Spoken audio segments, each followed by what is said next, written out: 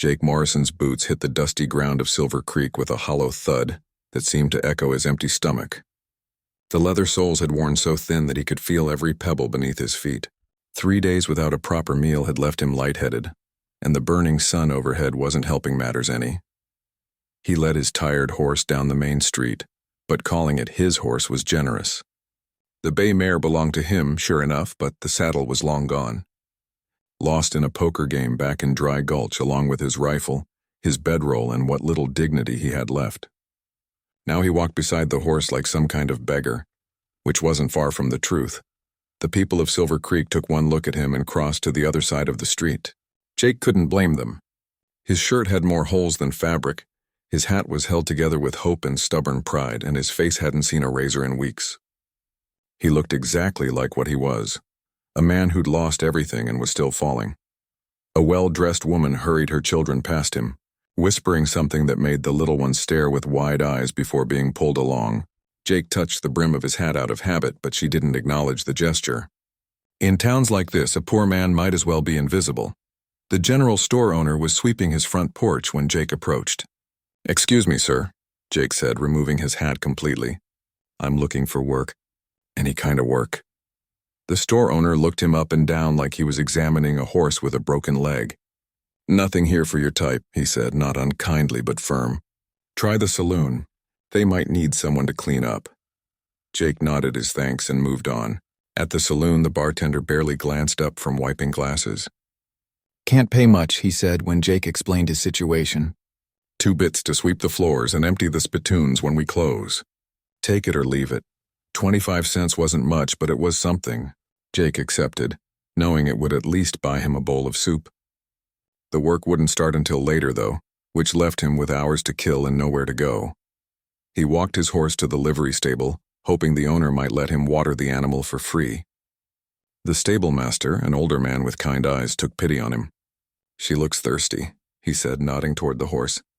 "Water's free for any creature that needs it." "Much obliged," Jake said, genuine gratitude in his voice. It had been a while since anyone had shown him simple kindness. While his horse drank, Jake sat on a wooden crate and watched the town go about its business. Silver Creek was doing well for itself, better than most frontier towns he'd seen lately. The buildings were mostly painted, the streets weren't too muddy, and people seemed to have money in their pockets. It made his own situation feel even worse by comparison. A group of cowboys rode past, their gear clean and well-maintained. They worked for one of the big ranches outside town, Jake figured. Their horses were fat and healthy, their clothes mended and proper. One of them glanced his way and said something to his friends that made them all laugh. Jake's jaw tightened, but he kept his mouth shut. A man in his position couldn't afford pride. As the afternoon wore on, Jake tried a few more places. The blacksmith needed help, but only for someone who could work steady for months. The freight office might have had something, but they wanted references Jake couldn't provide. Every door seemed to close before he could even get his foot in it. The sun was getting lower when Jake found himself sitting on the wooden sidewalk outside the barber shop, his back against the wall. His horse was tied to a nearby post, head hanging low. They made quite a pair, 2 worn-out creatures with nowhere particular to go. A little girl with pigtails stopped in front of him, staring with the honest curiosity that only children possessed. "Are you a real cowboy?" she asked. "I reckon I am," Jake replied, managing a small smile. "Where's your gun?" "Don't have one right now." "Every cowboy has a gun," she said matter-of-factly. "Well, this one traded his for something more important." The girl was about to ask what could be more important than a gun when her mother appeared, grabbing the child's hand and pulling her away with an apologetic but firm look at Jake. He understood. In a town like this, stranger meant danger, especially a stranger who looked like trouble. The shadows grew longer, and the respectable folks began heading home for supper. Jake's stomach reminded him again that it had been far too long since his last real meal. The smell of cooking food drifted from houses and restaurants, making his mouth water and his situation feel even more desperate. He pulled out his last 50 cents and stared at the coins in his palm. Enough for a bowl of soup, maybe some bread if he was lucky. But then what? Tomorrow would bring the same problems. The same empty stomach, the same closed doors. A man in a fancy suit walked by, gold watch chain glinting in the fading light. He didn't even notice Jake sitting there. Probably couldn't imagine being in such a position. Jake had been like that once, not rich, but comfortable enough. Working steady, eating regular, sleeping in a real bed more often than not. It seemed like a lifetime ago. The lamplighter was making his rounds when Jake finally stood up, brushing the dust from his worn pants. Time to head to the saloon and earn those 2 bits. It wasn't much, but it was honest work, and honest work was something he could still do. As he untied his horse and began walking toward the saloon, Jake noticed the streets were getting quieter. Most of the families had gone home, leaving mainly the working men and the kind of folks who didn't have anywhere better to be. The town felt different in the approaching darkness, less welcoming, more dangerous. He had no idea that before this night was over, everything would change. That a chance encounter in these very streets would transform him from a forgotten man into something he'd never expected to be again. A hero. But for now he was just Jake Morrison, a poor cowboy with holes in his boots and 50 cents to his name, walking through the growing shadows of Silver Creek toward whatever tomorrow might bring. Ayanna's heart pounded as she pushed through the crowded market square, searching desperately for her grandmother's familiar face. The old woman had been right beside her just moments ago, examining a display of colorful ribbons at one of the trading stalls. But when Ayanna turned around after admiring a beautiful silver bracelet, her grandmother had vanished into the sea of people. The 16-year-old Apache girl stood on her tiptoes, trying to see over the heads of the bustling crowd. White settlers, Mexican traders, and other native people filled the marketplace, all talking loudly and haggling over goods. The noise was overwhelming, so different from the quiet spaces of her mountain home. "Grandmother," she called out in Apache, but her voice was lost in the chaos. She tried again, louder this time, but still no response.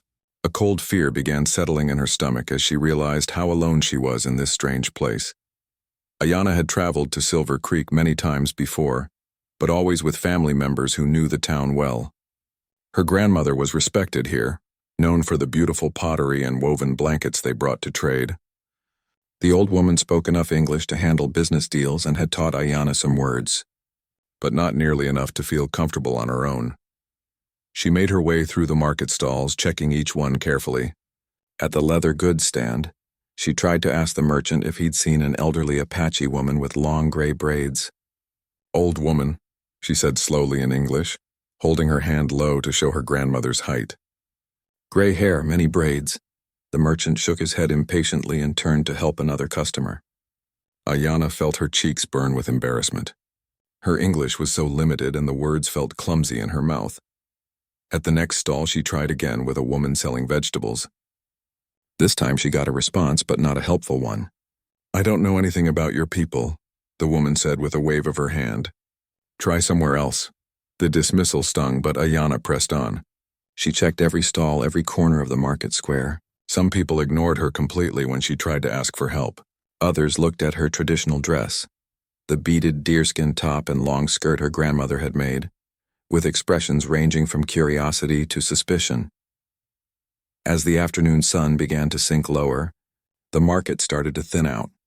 Traders packed up their goods, customers headed home with their purchases, and the busy square grew quieter. Ayanna's worry turned to real fear. What if her grandmother had left without her? What if something had happened to the old woman? She walked to the spot where they'd tied their horses that morning, hoping to find her grandmother waiting there. But the area was empty except for a few other animals whose owners hadn't yet returned. Her grandmother's mare was gone, along with the pack horse that carried their trading goods. Panic rose in Ayanna's throat. Had her grandmother forgotten about her? That seemed impossible. The old woman was sharp as a knife and never forgot anything. But then where was she? A group of white women walked past, dressed in fine clothes and carrying parcels from their shopping. Ayanna gathered her courage and approached them. "Please," she said in her careful English. "You see old Apache woman? My grandmother?" The women looked at her with a mixture of surprise and discomfort. One of them, a stern-faced lady with graying hair, shook her head firmly. "We don't associate with your kind," she said. "You shouldn't be wandering around alone." Another woman tugged at her companion's sleeve. "Come along, Mrs. Peterson, it's getting late." They hurried away, leaving Ayanna standing alone as the shadows grew longer. The rejection hurt, but she was getting used to it. In her own village, she was known and respected. Here she was just another Indian girl that most people preferred to ignore. As darkness began to fall, Ayanna realized she would have to spend the night somewhere in town. The thought terrified her. She had no money for a room, and she doubted any hotel would accept her anyway. The mission church might take her in, but she wasn't sure where it was located. She walked the main street slowly, trying to think of a plan. The stores were closing, their owners locking doors and heading home to warm houses and hot meals. Gas lamps flickered to life along the street, creating pools of yellow light in the growing darkness. A drunk man stumbled out of the saloon and nearly ran into her. He looked her up and down with bleary eyes and said something she didn't understand, but his tone made her skin crawl. She hurried away, pulling her shawl tighter around her shoulders. The temperature was dropping with the sun, and Ayanna wasn't dressed for a cold night outdoors. Her grandmother had planned for them to sleep in the boarding house run by a friendly Mexican family, but without money, that option was closed to her. She found a partially sheltered spot behind the general store and sat down on a wooden crate, wrapping her arms around herself for warmth. Maybe her grandmother would come looking for her in the morning. Maybe this was all just a terrible misunderstanding that would be sorted out with daylight. But as the hours passed and the town grew quieter, Ayanna's hope began to fade. The only people left on the streets now were men going between saloons and the kind of folks who conducted business after dark. She pressed herself deeper into the shadows, trying to stay invisible. A cat appeared from nowhere and rubbed against her legs, purring softly. The simple kindness of the animal brought tears to her eyes. She scratched behind its ears and whispered to it in Apache, grateful for any friendly contact in this hostile place. At least someone in this town doesn't mind my company, she murmured. The cat stayed with her for a while before wandering, off in search of mice or scraps. Ayanna was alone again, more frightened than she'd ever been in her life. At home in the mountains, she could handle herself in the wilderness, find food and shelter, navigate by the stars. But here in this strange town with its unfamiliar rules and unfriendly people, she felt completely lost. She pulled her knees up to her chest and tried to make herself as small as possible. The night was still young, and she had no idea what dangers it might bring. All she could do was wait for morning and hope that somehow her grandmother would find her. The sound of rough laughter echoed from somewhere nearby, making her shrink further into the shadows. She didn't know it yet, but her worst fears were about to come true. The night was far from over, and the real danger was just beginning to find her. The saloon door swung open with a loud crash, spilling yellow light and raucous laughter into the dark street. 3 ranch hands stumbled out, their boots heavy on the wooden sidewalk. They'd been drinking for hours, celebrating the end of a long cattle drive, and their voices carried far in the quiet night air. "Did you see the look on that card dealer's face when I cleaned him out?"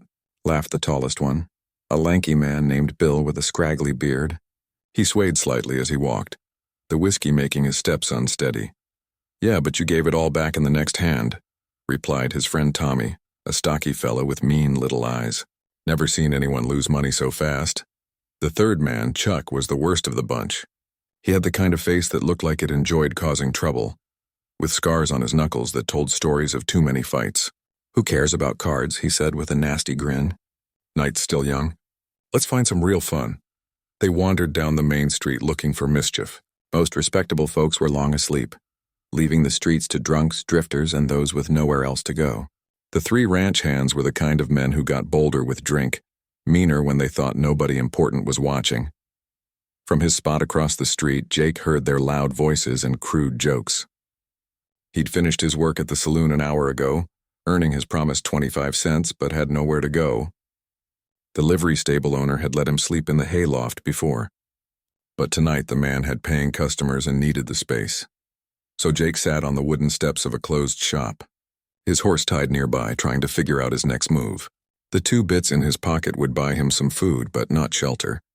Another cold night under the stars seemed likely. The 3 cowboys were getting louder as they moved down the street, their laughter taking on an ugly edge. Jake watched them with the wariness of a man who'd seen trouble before.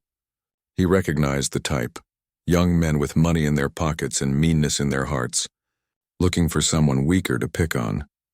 They disappeared around the corner toward the alley behind the general store, and for a moment the street was quiet again.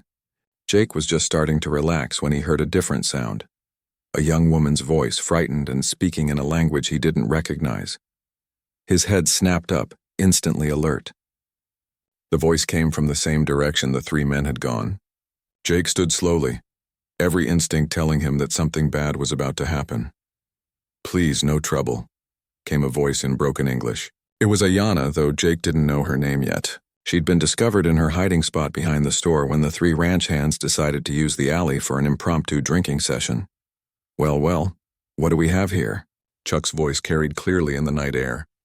"Looks like a little Indian girl lost her way." Jake's blood ran cold. He'd heard that tone before, seen what men like that could do when they thought nobody was watching.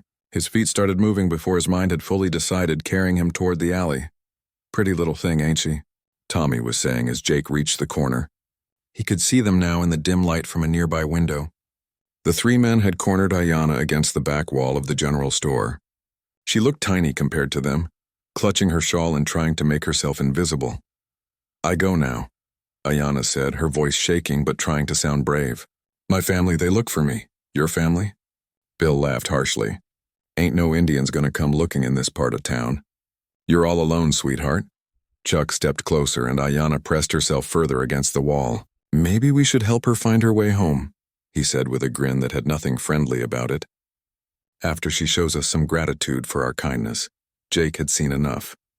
His empty stomach, his worn-out clothes, his complete lack of prospects in this town. None of that mattered now. What mattered was the terror in that young girl's eyes and the ugly intentions of three drunk bullies who thought they could do whatever they wanted. He stepped into the alley, his voice cutting through their laughter like a knife. "Let her go."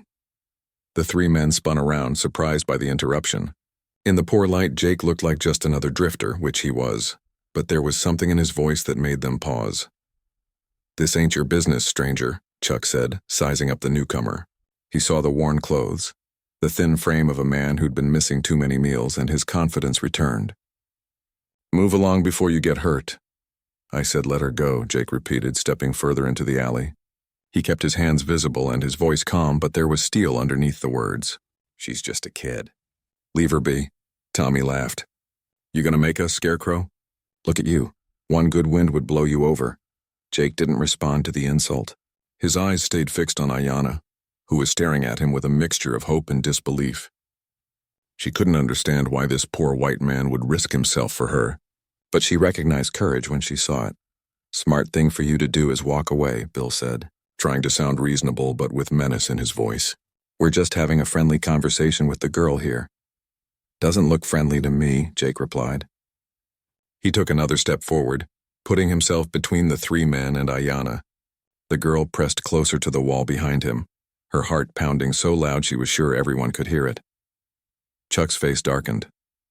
He wasn't used to being challenged, especially by someone who looked like he couldn't afford his next meal. "You picked the wrong fight, mister. We work for Big Jim Peterson. He owns half this county. Who do you think the sheriff's gonna believe when we tell him you were bothering this Indian girl?" The threat hung in the air like smoke from a gun barrel. Jake knew the man was probably right. In a town like Silver Creek, the word of three ranch hands would carry more weight than that of a drifter and an Apache girl. But sometimes a man had to do what was right regardless of the consequences.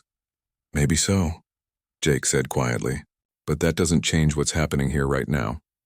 The standoff stretched for long seconds, tension crackling between them like lightning before a storm.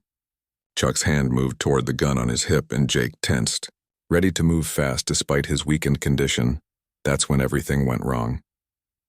Chuck threw the first punch, a wild swing that Jake barely dodged. The fight was on and Jake knew he was in serious trouble. 3 against 1 was bad odds on the best of days, and these weren't the best of days. But as he ducked another swing and landed a solid hit on Tommy's jaw, he heard Ayanna whisper urgently behind him in her own language. The next few minutes would change everything, though none of them knew it yet. The sounds of the scuffle echoed through the night, and somewhere in the darkness heavy footsteps were already heading their way. Jake's fist connected with Chuck's nose, sending blood spattering across the alley wall. The ranch hand staggered backward, cursing loudly as he wiped his face. But Jake's moment of success was short-lived. Tommy grabbed him from behind, wrapping thick arms around his chest and squeezing tight. "Hold him still," Chuck shouted, his voice thick with rage and blood. He pulled back his fist, ready to return the favor, when Bill jumped in from the side. 3 against 1 was proving to be exactly as difficult as Jake had expected.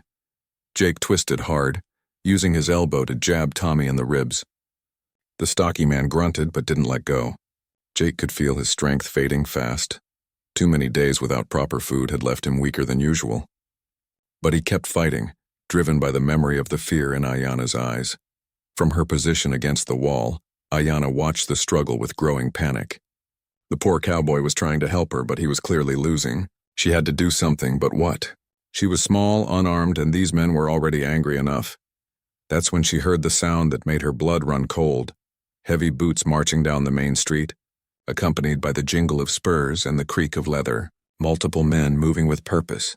Her grandmother had taught her to recognize the sounds of trouble approaching, and this was definitely trouble. "Don't talk," she whispered urgently in Apache, then switched to her broken English. "Don't talk. They come." Jake heard her words but couldn't make sense of them. He was too busy trying to break free from Tommy's grip, while dodging Bill's attempts to grab his legs. Chuck was circling like a wolf, waiting for his chance to strike back. The marching boots grew louder, and Ayanna's warning became more desperate. "They come. They come," she repeated, pointing toward the mouth of the alley. But the fighting men were making too much noise to hear the approaching danger. Jake finally broke Tommy's hold by stomping hard on the man's foot. He spun around and landed a solid punch to Tommy's stomach, doubling him over. But the effort left him off balance, and Chuck seized the opportunity. The scarred ranch hand tackled Jake around the waist, sending both men crashing into a pile of empty crates. The wooden boxes splintered with a tremendous crash that echoed through the night. Jake rolled away just as Chuck's fist smashed into the spot where his head had been a second before. Splinters of wood flew everywhere, and one caught Chuck across the cheek, opening a thin cut. "You're gonna pay for that," Chuck snarled, blood trickling from both his nose and the new scratch. He lunged forward again, but Jake was ready this time. Years of hard living had taught him how to fight when his life depended on it. Jake grabbed a broken piece of crate and swung it like a club, catching Chuck on the shoulder. The ranch hand howled in pain and stumbled backward. But before Jake could press his advantage, Bill tackled him from the side, and both men went down in a tangle of arms and legs. Ayanna pressed herself against the wall, torn between running for help and staying to see what happened to the man who'd tried to save her. Her heart pounded as she watched Jake struggle beneath Bill's weight. The cowboy was brave, but he was clearly outmatched. The sound of boots was very close now, accompanied by voices. "Heard a commotion down this way," someone called out. "Sounded like fighting. Don't talk." "Don't talk," Ayanna whispered again, more urgently this time. She could see uniforms moving in the shadows at the end of the alley. The sheriff and his deputies were coming, and she knew what that meant for both her and Jake. Jake finally managed to throw Bill off and scrambled to his feet. His shirt was torn, his face was bloody, and his breath came in short gasps. But he still stood between Ayanna and the 3 ranch hands, who were regrouping for another attack. "This ain't over," Chuck threatened, wiping blood from his face. "You picked the wrong people to mess with, stranger." "The only thing I picked was to help someone who needed it," Jake replied, his voice steady despite his exhaustion. "Maybe you boys should think about doing the same," Tommy laughed bitterly. "Help? You call attacking honest working men help? Wait till the sheriff hears about this." That's when Jake realized what Ayanna had been trying to warn him about. The approaching boots, the voices in the distance. Law enforcement was coming, and the situation was about to get much worse. In a town where the ranch hand's boss owned half the county, Jake's version of events wasn't likely to be believed. "Listen," Jake said quickly, turning slightly toward Ayanna, while keeping his eyes on the 3 men. "When they get here, you tell them exactly what happened. Don't let these men twist the truth." Ayanna nodded, but her expression was filled with despair. She'd tried to tell people the truth before, back in the market when she was looking for her grandmother. Nobody had listened then, and she doubted they'd listen now. Her broken English and her Apache appearance would work against her, just like always. The footsteps were at the mouth of the alley now. "Sheriff's Department," a voice called out. "What's going on down there?" Chuck's bloody face split into a nasty grin. "Perfect timing, Sheriff Watson. We got ourselves a situation here." 3 men in badges stepped into the alley, their hands resting on their gun belts. Sheriff Watson was a middle-aged man with gray whiskers and tired eyes. He'd seen plenty of late-night troubles in his years of keeping the peace. But the scene before him was confusing. There was Jake, clothes torn and face bloody, standing protectively in front of a young Apache girl. Behind him, 3 ranch hands showed obvious signs of being in a fight. Chuck's broken nose was still bleeding. Tommy was holding his ribs and Bill had wood splinters in his hair. Well, the sheriff said slowly, taking in the scene. Looks like someone's been having a party. Mind telling me what happened here? Chuck jumped in before anyone else could speak. Sheriff, thank goodness you're here. We were just walking back from the saloon when we heard this girl crying for help. When we came to check on her, this drifter attacked us for no reason. That's not true. Jake started to protest, but Chuck cut him off. Look at him, Sheriff. Obviously been drinking. Probably hasn't eaten in days. Saw a defenseless Indian girl and figured he could take advantage. We tried to stop him and he went crazy on us. Bill nodded eagerly. That's right, Sheriff. We were just trying to protect the girl. This stranger came at us like a wild man. Tommy, still holding his ribs, added his voice to the lie. Nearly broke my ribs, Sheriff. All we were doing was trying to help. Sheriff Watson looked from the 3 ranch hands to Jake, his expression growing more suspicious by the minute. He knew these boys. They worked for Big Jim Peterson, one of the most powerful men in the county. They weren't angels, but they were local boys with steady jobs and family connections. Jake, on the other hand, looked exactly like what Chuck had described. A desperate drifter who might do anything for money or food. His appearance worked against him, just as surely as Ayana's heritage worked against her. That so? The sheriff asked Jake. You got anything to say about these accusations? Jake opened his mouth to explain what really happened, but Ayana's earlier warning echoed in his mind. Don't talk. They come. Had she been trying to tell him that speaking up would only make things worse? That the authorities wouldn't believe his side of the story? Looking at the sheriff's skeptical expression and the smug faces of the 3 ranch hands, Jake realized the girl had been right. In this town, at this moment, the truth was going to be whatever these 3 men said it was. Sheriff Watson's weathered hand moved slowly to his gun belt as he studied the scene before him. The evidence seemed clear enough. 3 local ranch hands showing signs of a beating, and 1 desperate-looking drifter standing over a frightened Apache girl. In his 20 years of keeping the peace, he'd seen situations like this before. Well, the sheriff asked Jake, his voice carrying the weight of authority. These boys say you attacked them when they tried to help this girl. That true? Jake looked at the sheriff's suspicious face, then at the smug expressions of the 3 ranch hands. Chuck was still dabbing at his bloody nose with a dirty handkerchief, making sure everyone could see the damage. Tommy continued to hold his ribs dramatically, wincing with every breath. Bill stood slightly behind the others, nodding along with their story. Sheriff, it wasn't like that, Jake began, but his voice sounded weak even to his own ears. These men were threatening her. I heard her crying for help. Chuck let out a bitter laugh. Threatening her? Sheriff, we found this girl huddled behind the store, scared out of her mind. When we tried to ask if she needed help, this drifter came charging out of nowhere like some kind of wild animal. That's right, Bill chimed in. Never seen anything like it. Didn't even give us a chance to explain before he started swinging. Sheriff Watson turned to Ayana, who stood pressed against the alley wall like a cornered animal. Girl, is that what happened? Were these men trying to hurt you or were they trying to help? Ayana's dark eyes darted between the sheriff and the 3 ranch hands. Her limited English felt like a heavy chain around her tongue. How could she explain what really happened when she barely knew the words? How could she make this white lawman understand the fear she'd felt when these men cornered her? I scared, she managed to say, her voice barely above a whisper. Men, they come close. Too close, see? Chuck said quickly before Ayana could say more. She was already scared when we found her. Probably been wandering around all night, lost and frightened. We were just trying to help when this crazy drifter attacked us. The sheriff nodded slowly, as if the pieces were falling into place in his mind. It made sense to him. A young Indian girl alone and lost in town would naturally be frightened. And these ranch hands, while not perfect citizens, weren't known for serious crimes. They got drunk and rowdy sometimes, but attacking a defenseless girl? That seemed unlikely. Jake, on the other hand, looked exactly like trouble. His clothes were ragged, his face gaunt from hunger, and he had the desperate air of a man with nothing left to lose. Sheriff Watson had seen plenty of drifters do terrible things when they got desperate enough. This man, Ayana tried again, pointing at Jake. He helped me. These men, Now don't you worry, miss.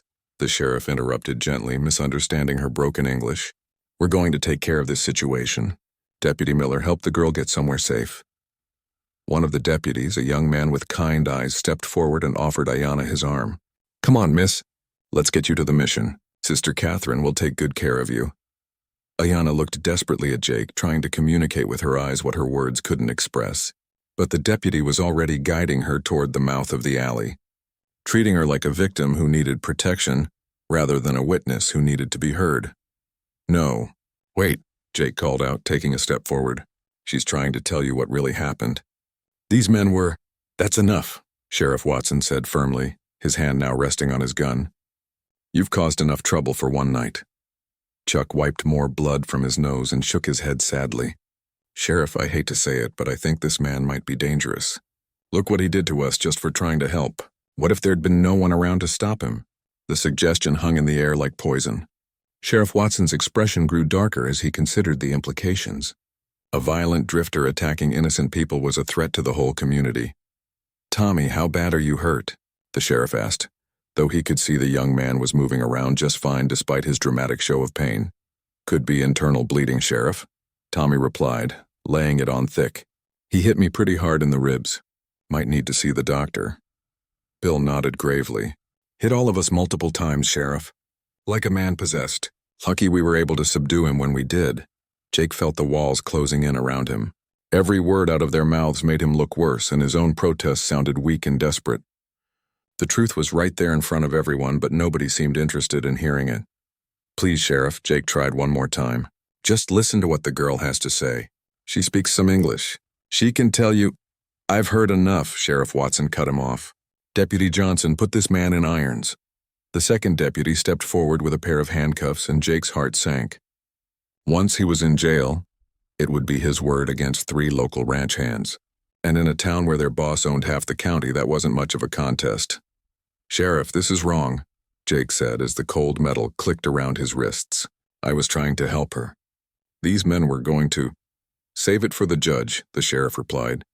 "You'll get your chance to tell your story in court." But Jake knew better. In court, it would be 3 witnesses against 1 accused man. The ranch hands would clean up nice, tell their story with straight faces, and probably have character witnesses vouching for them.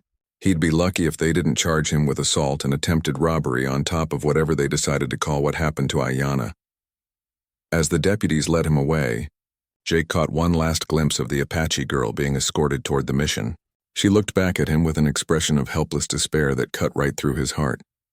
She'd tried to warn him, tried to help him understand the danger, but he'd been too focused on the immediate threat to listen. Chuck called out as they led Jake away. "Hope you learned your lesson, stranger. This is what happens to troublemakers in our town." The other ranch hands laughed and slapped Chuck on the back, congratulating him on his quick thinking. They'd turned a situation where they were clearly in the wrong into one where they looked like heroes. It was a masterful piece of manipulation, and they knew it. Sheriff Watson watched the deputies march Jake toward the jail, feeling satisfied that justice was being served. He'd protected an innocent Apache girl from a dangerous drifter and prevented what could have been a serious crime. In his mind, he'd done his job well. But as the group broke up and went their separate ways, none of them noticed the small figure watching from the shadows near the mission door. Ayanna had broken away from Deputy Miller's gentle but firm guidance and hidden herself, where she could see what happened to the man who'd tried to save her. Tears ran down her cheeks as she watched Jake disappear into the night, headed for a jail cell and charges that could ruin his life. She understood enough English to know what had happened. Even if the adults hadn't bothered to listen to her side of the story, the man who'd risked everything to help her was being punished for his kindness, while the men who'd threatened her walked away as heroes. It was wrong, terribly wrong, but she was just a 16-year-old Apache girl in a world that didn't value her voice. Still, she couldn't give up. Somehow she had to find a way to make someone listen. The truth had to matter, even if it seemed like nobody wanted to hear it. Sister Catherine was kneeling in the small chapel when she heard the urgent knocking on the mission door. The elderly nun had been praying for guidance about the increasing tensions between the townspeople and the local Apache tribes. She never expected her prayers to be answered in such a direct way. "Please, sister," Deputy Miller called through the heavy wooden door. "We have a young Indian girl here who needs shelter for the night." Sister Catherine hurried to open the door, her long robes rustling in the silence. She'd been running the Silver Creek mission for 15 years, and she'd seen plenty of lost souls seeking sanctuary.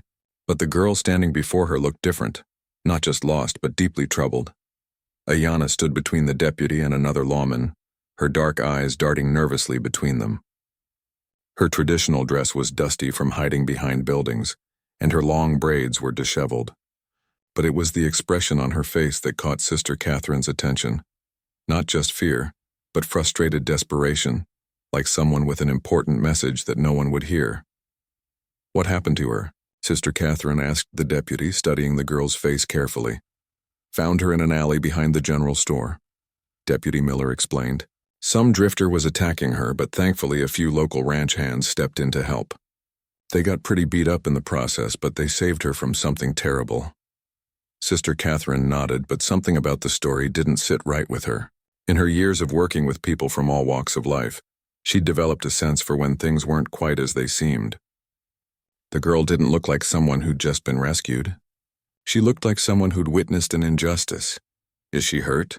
the nun asked, reaching out to gently touch Ayanna's shoulder. "Don't think so, just scared," the deputy replied. "We arrested the man who attacked her, so she's safe now. Just needs somewhere to stay until we can figure out where she belongs." Ayanna's head snapped up at those words. "No, no arrest!" He helped me. she said urgently, her limited English making her sound even more distressed. Deputy Miller patted her shoulder in what he thought was a comforting way. "Don't worry, miss. The bad man can't hurt you anymore. He's locked up safe and sound. You understand," Ayanna said, frustration clear in her voice. She turned to Sister Catherine, sensing somehow that this woman might be different from the others. "Please, you listen?" Sister Catherine looked into the girl's eyes and saw intelligence there, along with the desperation of someone who desperately needed to be believed. "Yes, child. I'll listen." The deputies exchanged glances, clearly thinking the girl was just confused by the trauma. "Well, we'll leave her in your capable hands, sister," Deputy Miller said. "If you need anything, just send word to the sheriff's office." After the lawman left, Sister Catherine led Ayanna into the mission's main room. It was a simple space with wooden benches, a small altar, and candles that cast dancing shadows on the walls. The nun gestured for the girl to sit down, then settled beside her. "Now then," Sister Catherine said gently. "What's your name, child?" "Ayanna," the girl replied, then added hesitantly, "It mean forever flowering." "That's a beautiful name," Sister Catherine smiled. "Now, Ayanna, I can see you're upset about something. The deputy said a man attacked you, but you seem to think he helped you. Can you tell me what really happened?" Ayanna's eyes filled with tears of relief. Finally, someone was willing to listen. But how could she explain with her limited English? She took a deep breath and started with the words she knew. "My grandmother, we come to town for trade. I lose her in market. Many people, too many, cannot find grandmother anywhere." Sister Catherine nodded encouragingly. The girl's English was broken, but her meaning was clear enough. "So you were lost and alone in town?" "Yes, alone." "Night come, I scared. I hide behind store. Then 3 men come, bad men. They find me. The ranch hands who helped you?" Ayanna shook her head vigorously. "No help. They... She struggled to find the English words for what the men had intended. "They want hurt me. Make me do things. I very scared." Sister Catherine's expression grew more serious. She'd heard stories like this before, though usually the victims were too afraid or ashamed to speak up. "These men threatened you?" "Yes, they say no family come for me. Say I alone no help." Ayanna's voice cracked with the memory. I think they do very bad things to me." The nun felt her heart sink. She was beginning to understand that the story the deputies had been told was very different from what actually happened. "And the man they arrested?" "He saved me," Ayanna said with sudden passion. "He hear me scared, come help. Fight bad men to protect me. He good man, very brave." Sister Catherine studied the girl's face carefully. In her years of working with people, she'd become good at recognizing truth from lies. Everything about Ayanna's manner suggested she was telling the truth. The tears, the urgency, the way she struggled to find words for something that clearly mattered deeply to her. "Can you tell me more about this man who helped you?" Sister Catherine asked. "Poor man, very poor. Clothes broken, no food maybe many days. But when he see bad men hurt me, he come fight. 3 men against 1, but he no care. He try protect me. The picture was becoming clearer in Sister Catherine's mind. A desperate drifter who could have easily walked away from trouble had instead chosen to help a stranger. And now he was sitting in jail while his accusers were probably celebrating at the saloon. "Ayanna," Sister Catherine said carefully, "I need you to understand something. I've lived with Apache families before years ago at a mission in the mountains. I learned some of your language. Would it be easier for you to tell me the story in Apache?" Ayanna's eyes widened with surprise and hope. Someone who could understand her own language? It seemed too good to be true. She nodded eagerly and began to speak in rapid Apache, the words flowing like water after being held back by a dam. Sister Catherine listened carefully, her knowledge of the language rusty but sufficient. As Ayanna told her story in her native tongue, the nun's face grew darker with each detail. The girl described how the three men had cornered her, their crude suggestions and threatening behavior. The way they'd made it clear she had no one to turn to for help. She told of the poor cowboy's arrival, how he'd stepped between her and danger without hesitation. She described the fight, the way the man had protected her even though he was clearly outnumbered and weakened by hunger, and she told of her desperate attempts to warn him when she heard the authorities approaching, knowing that the truth would be twisted against him. When Ayanna finished her story, Sister Catherine sat in stunned silence for a long moment. The injustice was staggering. A good man sitting in jail while criminals walked free, all because of assumptions and prejudices that ran deep in the community. "Ayanna," she said finally, "there's something else you need to know. Earlier today, I received word that your grandmother was looking for you. She went to the sheriff's office, but they told her to check with us. She's been waiting at the church in the next town over, thinking you might have gone there." Relief flooded Ayanna's face at the news that her grandmother was safe and searching for her, but it was quickly replaced by worry. What about good man in jail? He helped me. Now he in trouble for being good. Sister Catherine stood up, her mind already working on a plan. "Don't worry, child. We're going to set this right. But first I need to get you to your grandmother, and then we're going to make sure the truth comes out no matter what it takes." The nun's voice carried a determination that surprised even her. She'd always tried to stay out of town politics, focusing on her spiritual duties. But sometimes, she realized, standing up for justice was the most spiritual thing a person could do. As she prepared to take action, Sister Catherine couldn't help but think about the poor cowboy sitting in a cold jail cell, probably wondering if anyone would ever believe his side of the story. She was about to make sure they did. Dawn was breaking over Silver Creek when Sister Catherine hitched up the mission's old wagon. She'd spent the entire night planning her next moves, and now it was time to act. Ayanna sat beside her on the wooden seat, wrapped in a warm blanket the nun had provided. The girl's grandmother was waiting 2 towns over, but first they had a stop to make at the sheriff's office. "Are you ready for this?" Sister Catherine asked as they approached the main street. "Some people might not want to hear what we have to say." Ayanna nodded firmly. After finally being able to tell her full story in her own language, she felt stronger. The truth was powerful, and she was no longer alone in knowing it. The sheriff's office was a sturdy brick building in the center of town. Even this early in the morning, Sheriff Watson was already at his desk drinking coffee and reading reports from the night before. He looked up with surprise when Sister Catherine walked in with Ayanna at her side.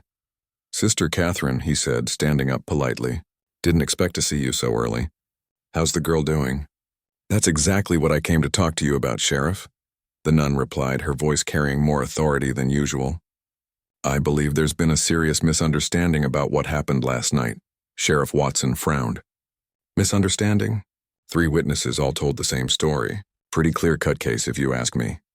"Sheriff, I need you to listen very carefully to what this young woman has to say. And I mean really listen, not just assume you know what happened." The sheriff looked skeptical. "Sister, with all due respect, the girl was clearly traumatized. Sometimes victims get confused about the details, especially when they don't speak much English." "I speak Apache," Sister Catherine said quietly. "I lived with Apache families for 3 years at a mountain mission." Ayanna told me her story in her own language, with no confusion about the details. That got the sheriff's attention. He'd known Sister Catherine for years and respected her honesty. If she said she understood the girl's language, then she probably did. "All right," he said slowly. "I'll listen. But this better not be some attempt to get that drifter off the hook. We have 3 reliable witnesses." Sister Catherine gestured for Ayanna to step forward. The girl took a deep breath and began to speak. using the English words she'd been practicing all night. "Sheriff, the 3 men you think are good, they not good. They find me hiding, scared and alone. They say bad things, want to hurt me. I'm very afraid they do terrible things." "Now hold on," Sheriff Watson interrupted. "Those boys work for Big Jim Peterson. They're not angels, but they wouldn't—" "Please," Sister Catherine said firmly.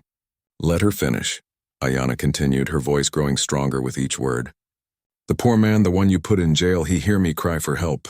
He come to save me, fight 3 men alone. He very hungry, very weak, but he fight anyway to protect me."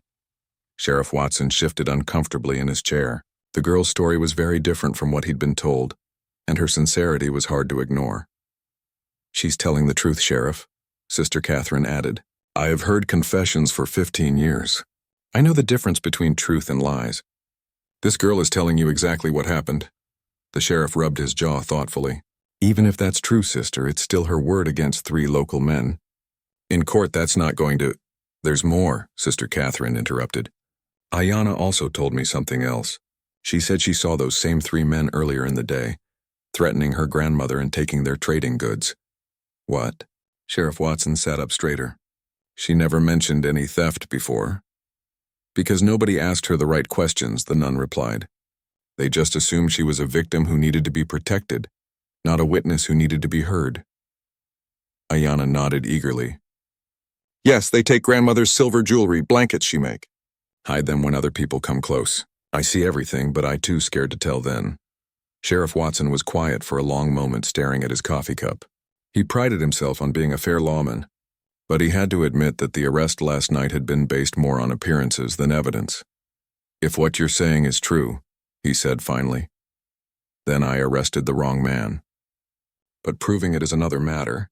Those boys will stick to their story, and without evidence—" "Then let's find evidence," Sister Catherine said with determination. "Where would they have taken the stolen goods?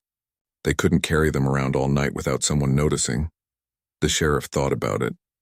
"Probably their bunkhouse at the Peterson Ranch, but I can't just search the property of one of the most powerful men in the county without solid proof." "What if the stolen items were found somewhere else?" Sister Catherine asked. "Somewhere they might have hidden them temporarily?" Ayanna's eyes lit up. "Behind saloon. I see them put things behind saloon under old boards. They say come back later when nobody watching." Sheriff Watson looked from the nun to the girl, weighing his options. If he was wrong about this, it could cost him his job. But if he was right, then he'd nearly let 3 criminals escape justice while punishing an innocent man. "All right," he said, standing up and reaching for his hat. "Let's take a look behind the saloon. But if we don't find anything, that drifter stays in jail until the judge decides his fate." The 3 of them walked through the quiet morning streets to the Silver Dollar Saloon. The building was dark and empty, the previous night's revelry long over. Behind the saloon was a collection of old wooden crates and discarded lumber, perfect for hiding stolen goods. Ayanna pointed to a specific pile of boards near the back wall. "There," she said confidently, "under the long boards with rusty nails."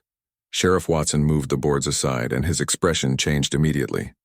Underneath were several items that clearly didn't belong behind a saloon.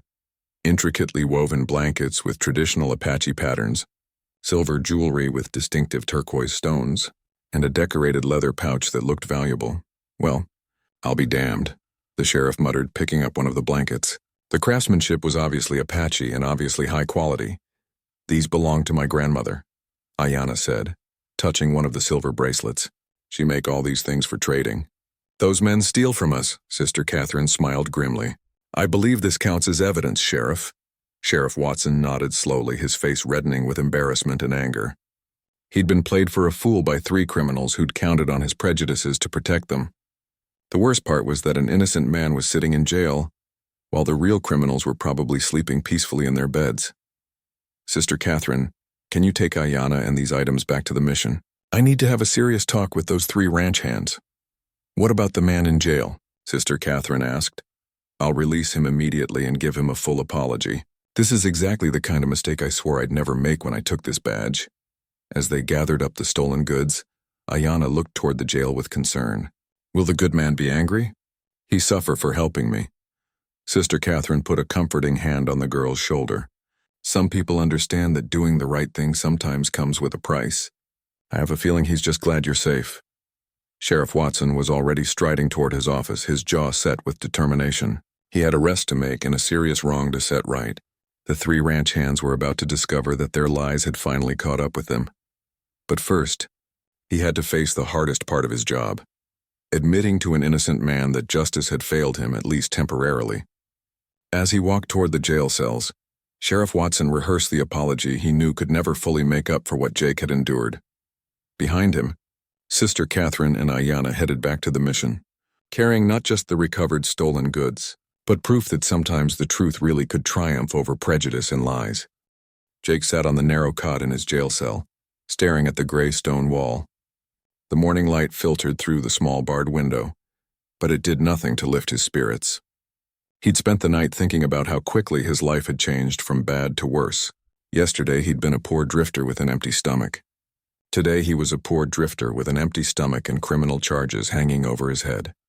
The sound of heavy footsteps echoed down the hallway, followed by the jangle of keys. Jake looked up to see Sheriff Watson approaching his cell, but the lawman's expression was different from the night before.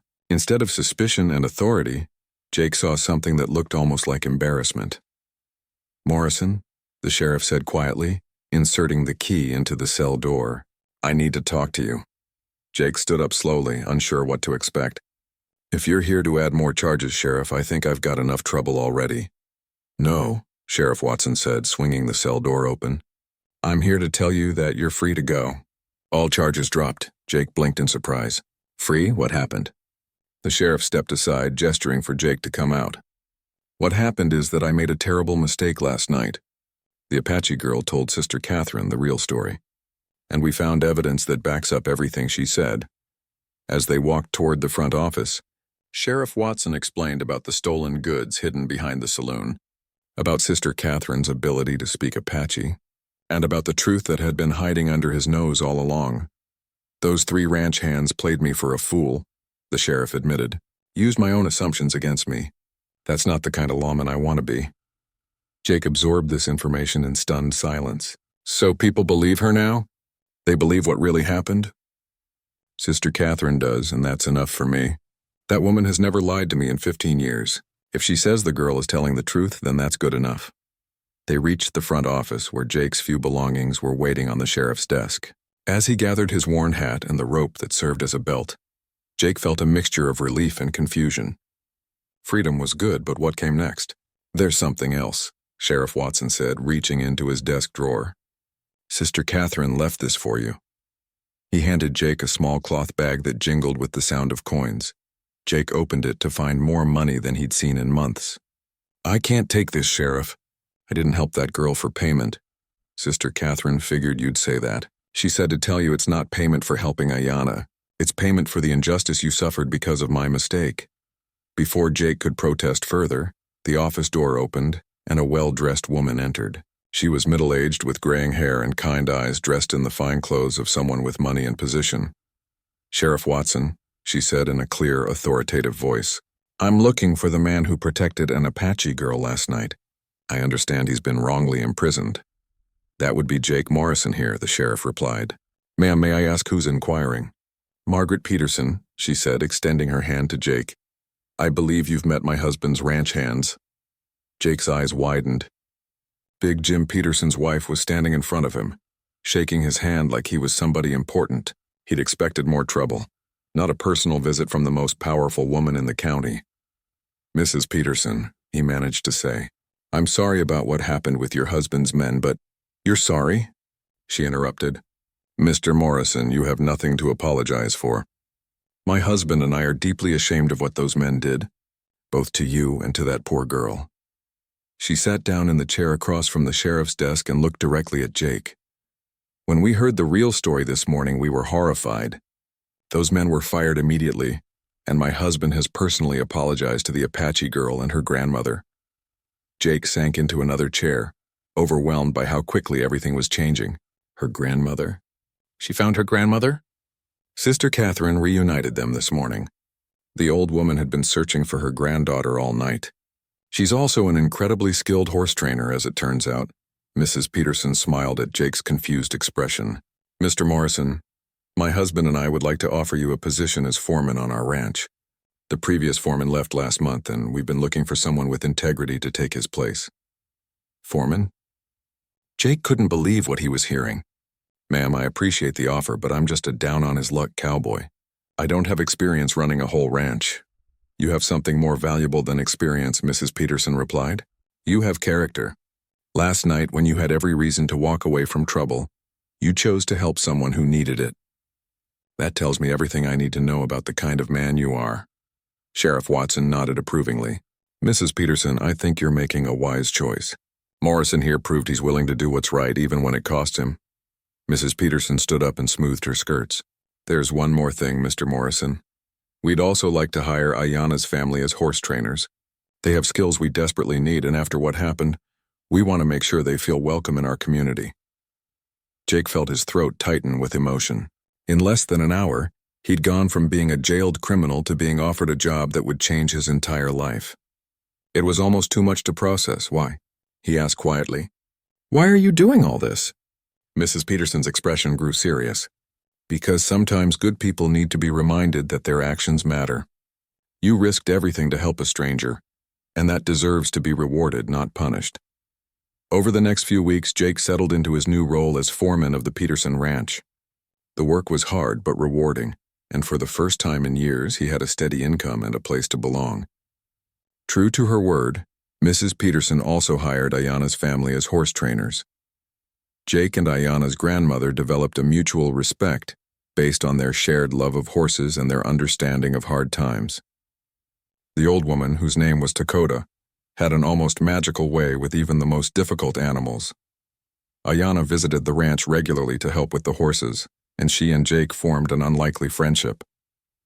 She taught him some Apache words while he helped her improve her English. During one of these visits, she finally explained what she'd been trying to tell him that night in the alley. When I said, "Don't talk," I wasn't telling you to be quiet, she said, laughing at the misunderstanding. In Apache, it means be strong or stay brave. I was trying to encourage you to keep fighting. Jake smiled at the irony. All this time, he'd thought she was warning him to stay silent, when she was actually telling him to be courageous. Well, he said, I guess I understood the spirit of it, even if I didn't know the words. As the months passed, the story of that night became something of a legend in Silver Creek. People talked about the poor cowboy who'd risked everything to help a stranger, and the Apache girl who'd refused to let injustice stand. The three former ranch hands had left town in disgrace after serving brief jail sentences. Their crimes had cost them not just their jobs, but their reputations in a community where such things mattered.